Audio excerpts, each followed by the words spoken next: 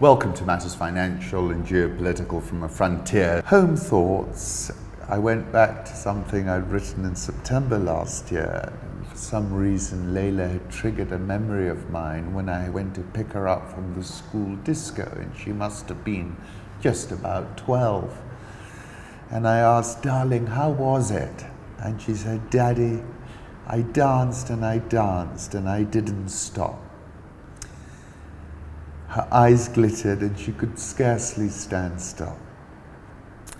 I wanted to pick her up, spin her, as Jean Rhys wrote in her novel Wide Sargasso Sea.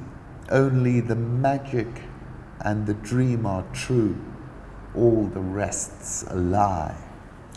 And I must remember about chandeliers and dancing, about swans and roses and snow. I love all my daughters. It's been such a privilege to have been allowed to take care of them. I wish Mum was still alive. They would have had such a blast together. Of course, daughters are terribly intuitive, especially with their fathers. But for whatever reason, Layla can read me from 100 and probably 1,000 paces. At this moment, I yearn for her, and I'm so glad we got some time together in Meru, just the two of us. This is a photo of her. She's now in her 20s, and we went to Meru National Park. It is a fantastic park to visit. It's a home to a mosaic of different habitats and varied landscapes with 13 permanent rivers running through the park.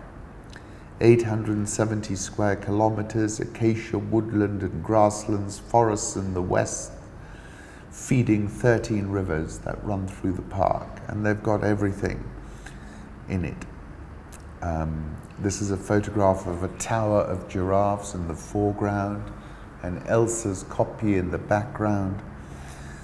And this is a photograph of 2 rhinos. There are lots of rhinos in that park. It really is a fantastic sanctuary. It's an amazing place to visit. And of course, then it's the whole Adamson story. So when we were visiting, there were Americans who'd come to visit purely because of Born Free. If you've never watched any Federico Fellini, you must. And this is one of his movies featuring Marcello Mastroianni, 8½. And have a look, it's just a 2-minute clip. And this photograph got my attention, an elephant at dusk in Old Pagetta Conservancy. Remarkably gets the grandeur of the elephant, doesn't it? I like this. This is Mikhail Owuna's latest work, aims to transform the black body into the cosmos and the eternal.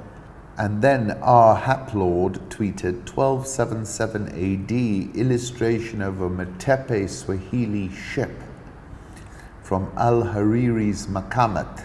This ancient vessel is described by early Arabs and later Portuguese explorers, enable the Swahili by the 13th century to sail to Arabia, then further to India by the 16th century.